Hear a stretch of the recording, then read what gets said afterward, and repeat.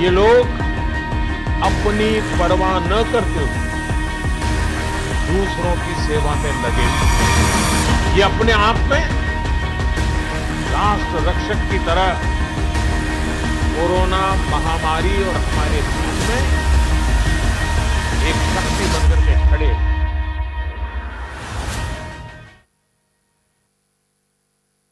નિર્માણ ન્યૂઝની વિશેષ રજૂઆત કોરોના વોરિયર્સ અંતર્ગત ખુશ્બુ આપ સૌનું સ્વાગત કરું છું। અત્યારે કોરોના વાયરસનો જે કહેર જોવા મળી રહ્યો છે તે કહેરની વચ્ચે લોકોને ઘરમાં રહેવાની, સુરક્ષિત રહેવાની અપીલ કરવામાં આવી છે, પરંતુ તે છતાં પણ ક્યાંક ને ક્યાંક જે પરિસ્થિતિનું નિર્માણ થવા પામ્યું છે તે પરિસ્થિતિને લઈને જે વાત કરવામાં આવે છે તે વાત અંતર્ગત ક્યાંક ને ક્યાંક જે કોરોના વોરિયર્સ છે જે આપણી માટે અત્યારે લડી રહ્યા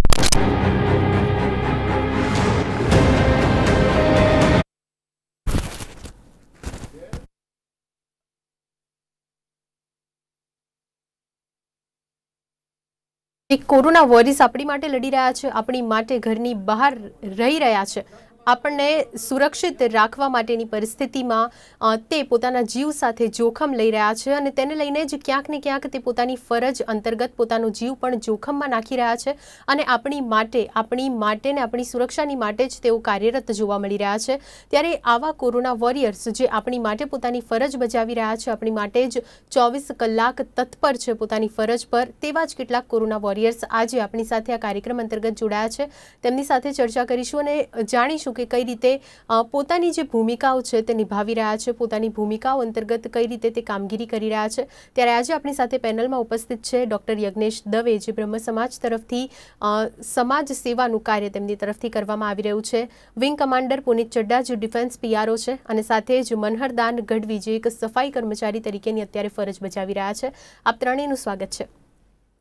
સૌથી પહેલા મનહરભાઈ, આપને પૂછવા માંગીશ કે કોઈ પણ પરિસ્થિતિ દેશમાં જોવા મળતી હોય, કોઈ પણ વિપત્તિ હોય, કોઈ પણ રોગચાળો ફાટી નીકળ્યો હોય કે મહામારી હોય, સ્વચ્છતા જાળવવાની અપીલ ચોક્કસથી કરવામાં આવતી હોય છે અને સ્વચ્છતા જાળવવા માટે ના જે સફાઈ કર્મચારીઓ છે તેમની પર સૌથી વધુ ભરોસો રાખવામાં આવતો હોય છે। ત્યારે કોરોનાની આ પરિસ્થિતિની વચ્ચે આપ કઈ રીતે આપની કામગીરી અત્યારે નિભાવી રહ્યા છો?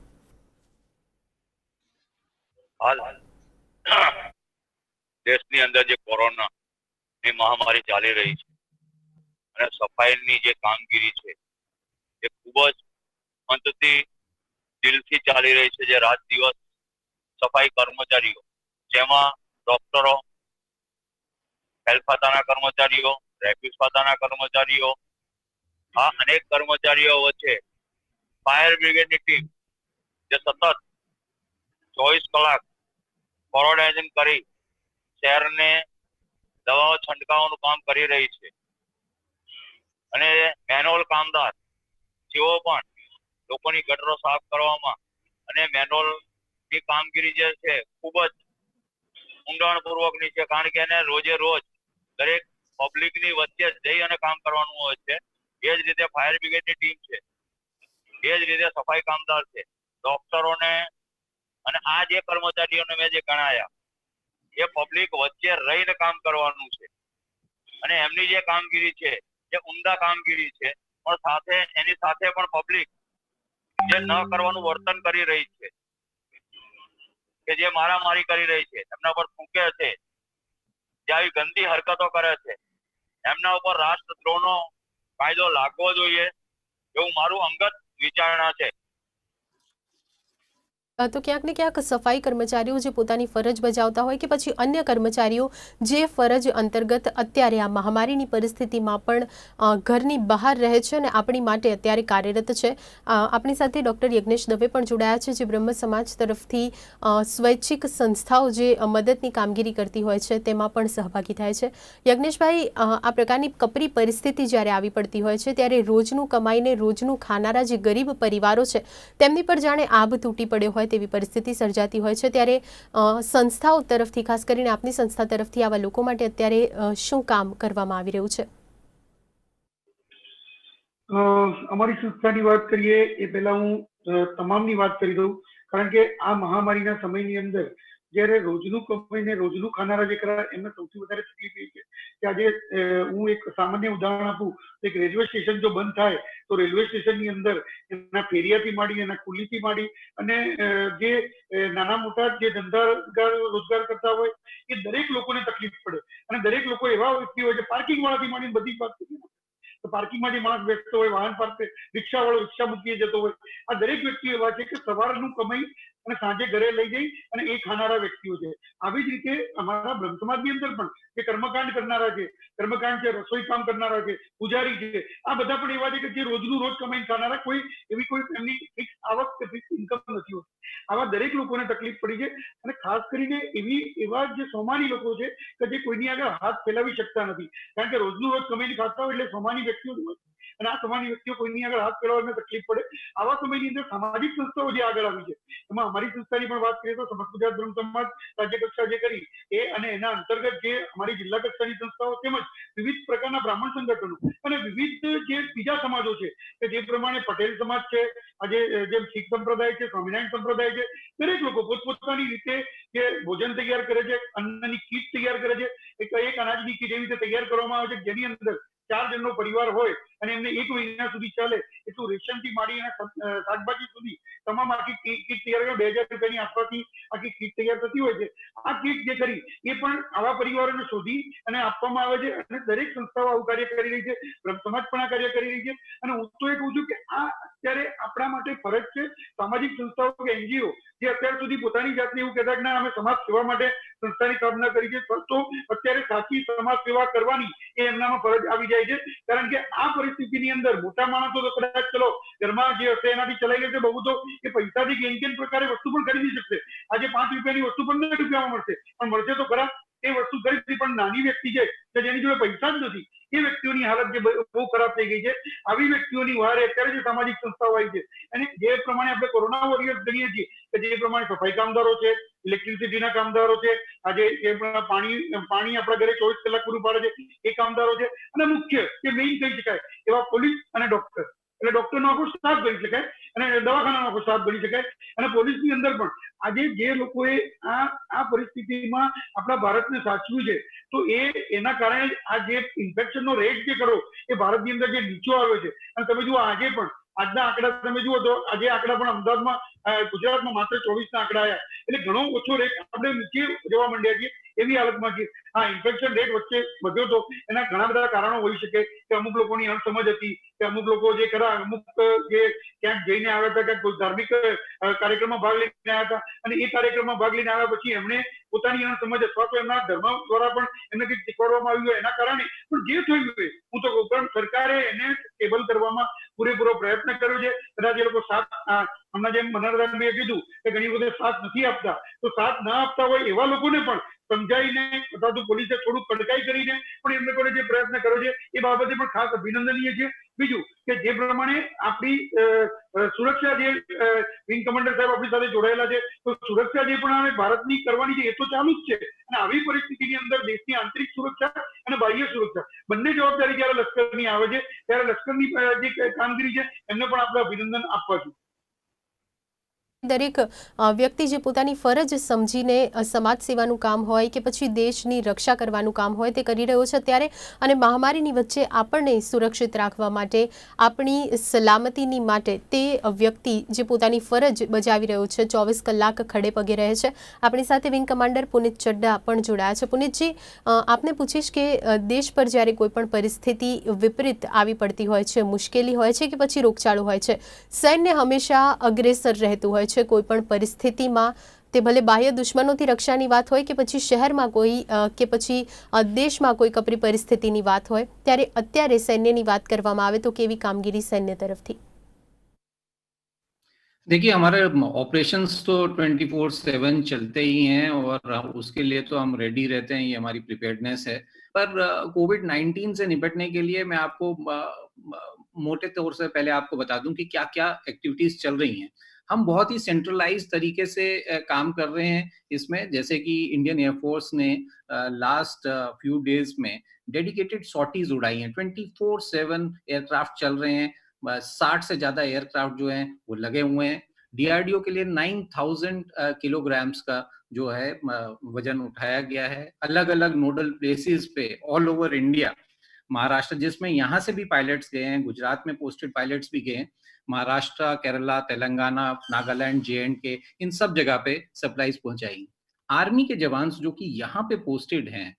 वो काफी दिनों से एक ब्लड डोनेशन कैंप कर रहे हैं। छोटी छोटी मात्रा में सिविल हॉस्पिटल को रिक्वायरमेंट है ब्लड की, जो निरंतर सप्लाई जो है वो कर रहे हैं। लास्ट 7 डेज से ये चल रहा था। आज आखिरी दिन ब्लड डोनेशन का मिलिट्री हॉस्पिटल अहमदाबाद में फिनिश हुआ है। और कुछ दिन पहले ऐसी ही एक एक्सरसाइज जामनगर में की गई थी गुरु गोविंद सिंह हॉस्पिटल के लिए, उनके लिए। पर जो एक मेजर काम अब हमारा जो वॉलंटियर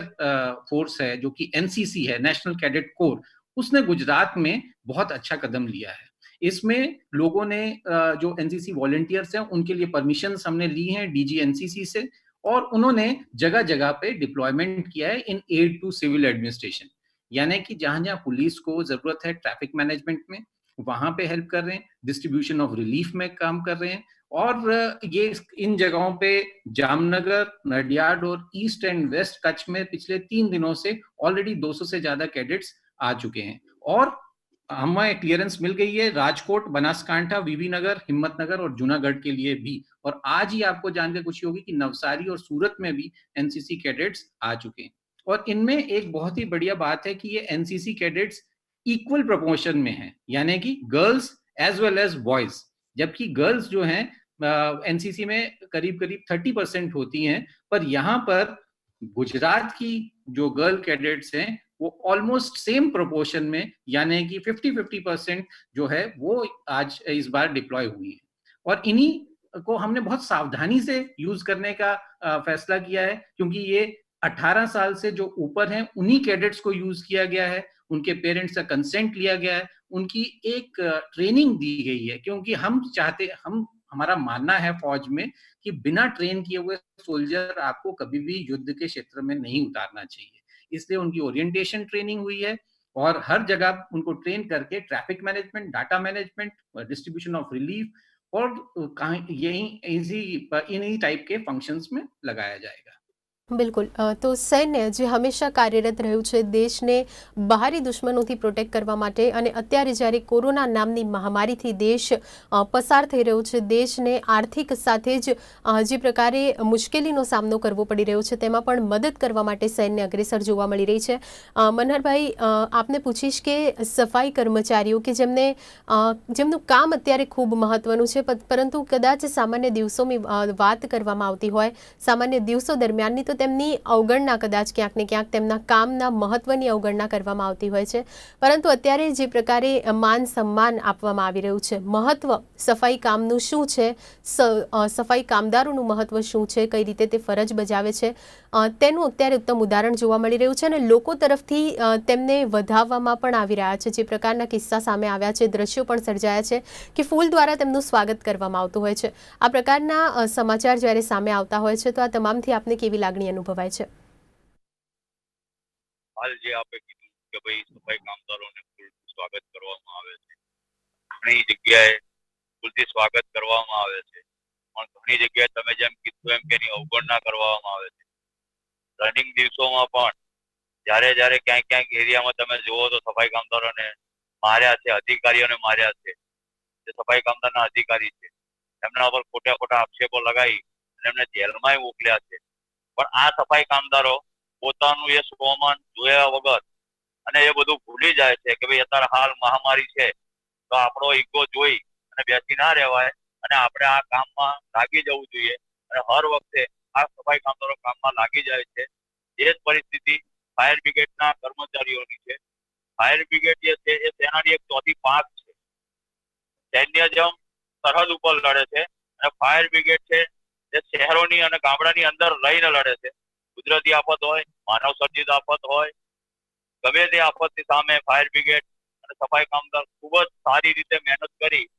અને એ લડાઈને પૂરી પાર પાડે છે। અને હાલ જે ફાયર બ્રિગેડની કામગીરી છે જેને કોઈ ગણના કરવામાં આવતી નથી, ક્યાંય એનું નામ લેવામાં નથી આવતું, એટલે ક્યાંક ને કર્મચારીઓમાં અસંતોષ પણ છે કે ભાઈ અમે આટલી મહેનત કરીએ છીએ છતાંય અમારું ક્યાંય નામ કોઈ અધિકારી કે કોઈ રાજકારણ દ્વારા લેવામાં નથી આવતું. એટલે જયારે મેં એમને કીધું ભાઈ ક્યાંક એવી મિસ્ટેક થતી હોય, સફાઈ કામદારો છે એટલે સફાઈની ગણતરીમાં ઇમરજન્સી ખાતાને સાંકળીને વાત કરતા હોય તો બની શકે કે ભાઈ એવું કઈક નામ ના આવતું હોય, પણ અસંતોષ છે જે લોકોએ કમિશનર શ્રીએ પણ સારી કામગીરી કરી છે, પણ એ પણ એક ફાયર બ્રિગેડ નું નામ લેતા નથી. એને ખરેખર આ તકલીફ આ છે. જી બિલકુલ, તો ક્યાંક કામગીરી કેટલીક જગ્યાએ વધાવવામાં આવી રહી છે, કેટલીક જગ્યાએ અત્યારે પણ અવગણના કરવામાં આવતી હોય તેવું લાગી રહ્યું છે. અને ખાસ જ્યારે શ્રેય આપવાની વાત હોય છે તો મહત્વના જે ડિપાર્ટમેન્ટ્સ છે તેમને કદાચ અત્યારે પણ આ કોરોનાની મહામારીમાં સતત કાર્યરત રહેવા છતાં પણ શ્રેય મળવામાં ક્યાંક ને ક્યાંક ઘટ વર્તાતી હોય તેવી તેમની ખુદની લાગણી પણ અત્યારે સામે આવી રહી છે. યજ્ઞેશભાઈ, આ કપરી પરિસ્થિતિમાં લોકોને જ્યારે અનાજની કિટનું, જીવન જરૂરિયાત વસ્તુઓની કિટનું વિતરણ કરવામાં આવી રહ્યું છે, 2 ટંકનું ભોજન પૂરું પાડવામાં આવી રહ્યું છે, ત્યારે હજી પણ જો લોકડાઉન લંબાય તો શું સ્વૈચ્છિક સંસ્થાઓ આ પ્રકારે જ ખડે પગે આગળ રહેશે? જે લોકો અત્યારે વ્યથા ભોગવી રહ્યા છે તેમની વહારે આવશે? ભારતની વાત કરીએ, એમાં ગુજરાતની વાત કરીએ તો સંસ્કૃતિ નું સ્થળ છે આજે, અને જે પ્રમાણે પૌરાણિક સંસ્કૃતિ પ્રમાણે કેવા એ આપણો ધર્મ રહ્યો છે. અને અત્યારે હાલ સમજો કે આજે 18 કે 20 દિવસ થયા, પરંતુ જે પ્રમાણે આપને ખ્યાલ છે કે ભૂકંપના સમયે 2 મહિના સુધી સામાજિક સંસ્થાઓએ સેવા આપી હતી, અને આજે ગુજરાતને બેઠું કર્યું, એ પણ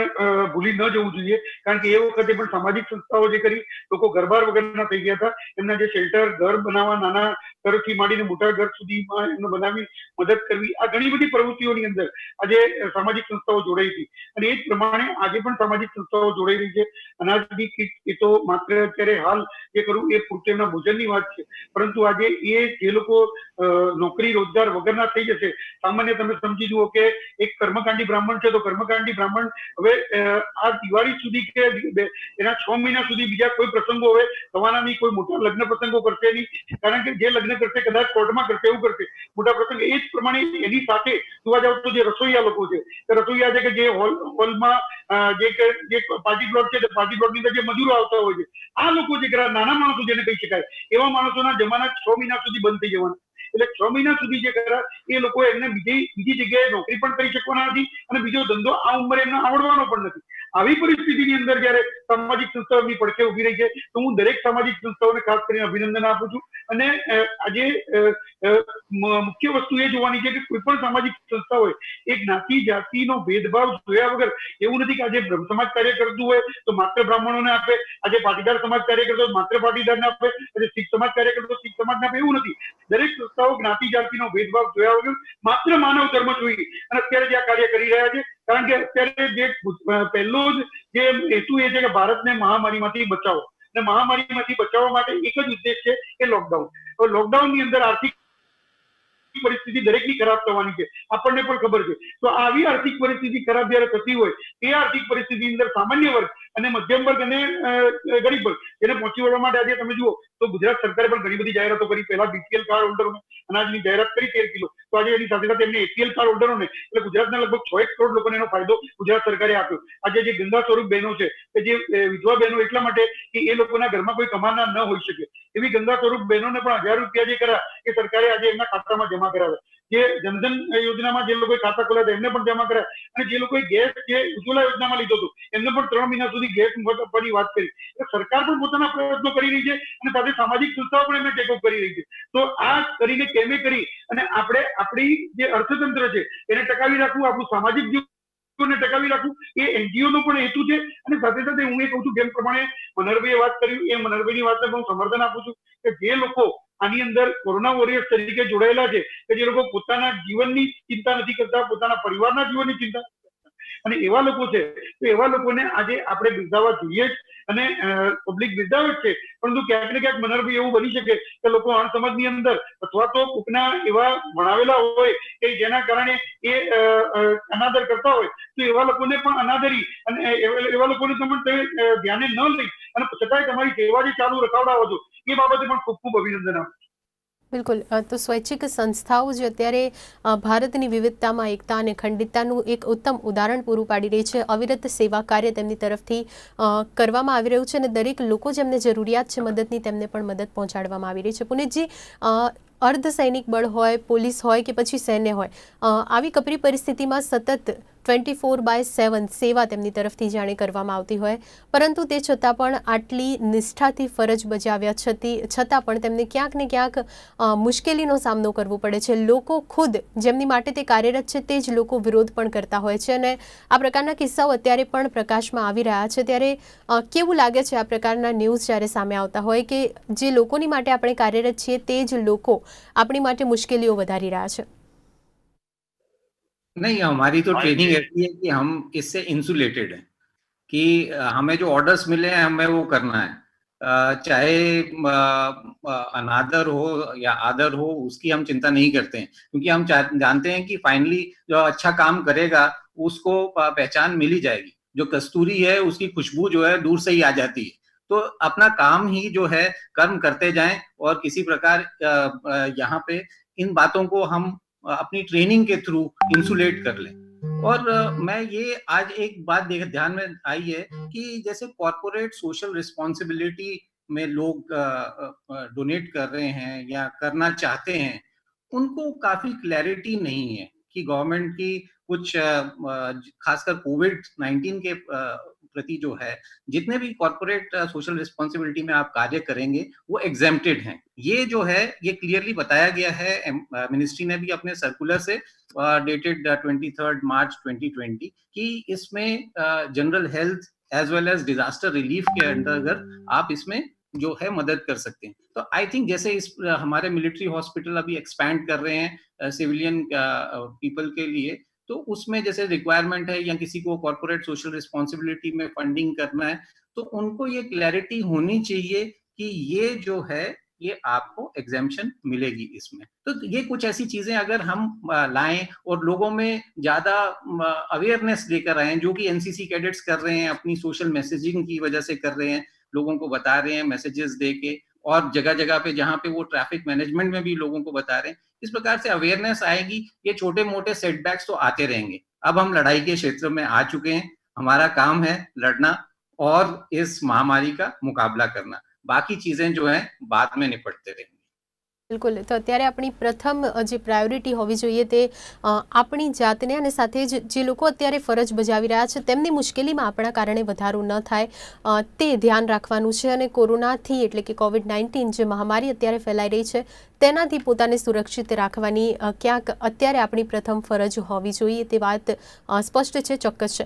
મનહરભાઈ, અત્યારે સફાઈ કર્મચારીઓ જે જીવના જોખમે કામ કરી રહ્યા છે અને હવે ક્યાંક લોકો પણ આ વાતને સમજતા થયા છે, ત્યારે આવનારા ભવિષ્યમાં પણ જ્યારે મહામારી પતી જાય ત્યારબાદ પણ જો લોકો આ જ પ્રકારે સફાઈ કર્મચારીઓ સાથે વર્તે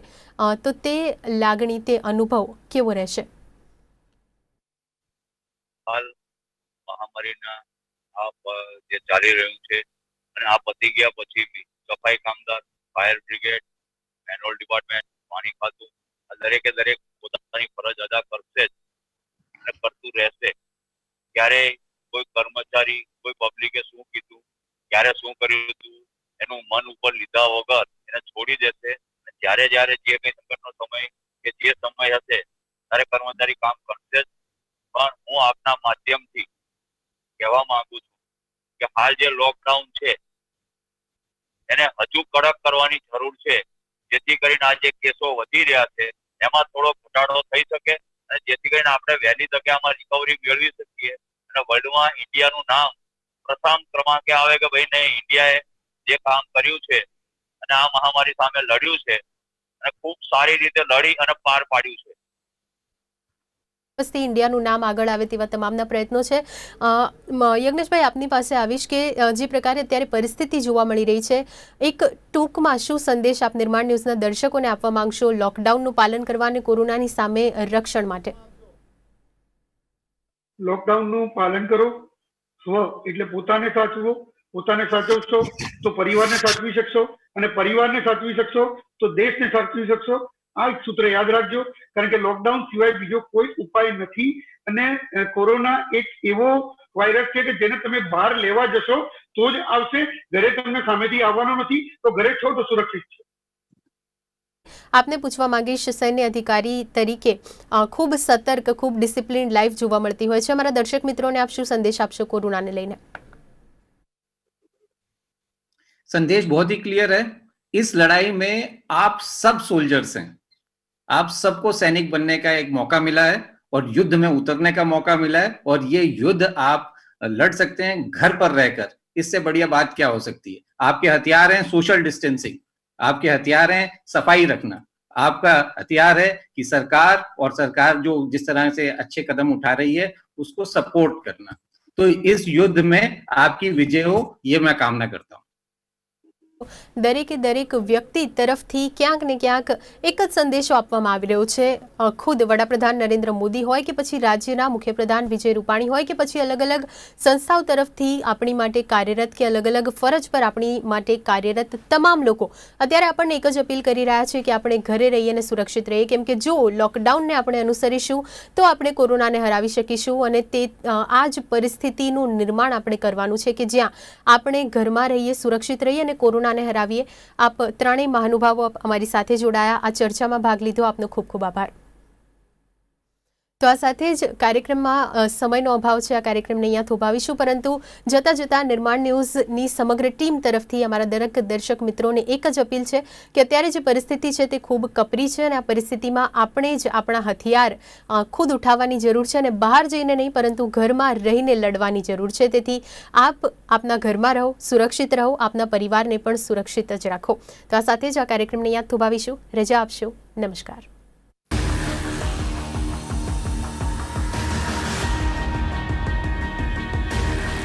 ये लोग अपनी परवाह न करते हुए दूसरों की सेवा में लगे, ये अपने आप में राष्ट्र रक्षक की तरह कोरोना महामारी और हमारे देश में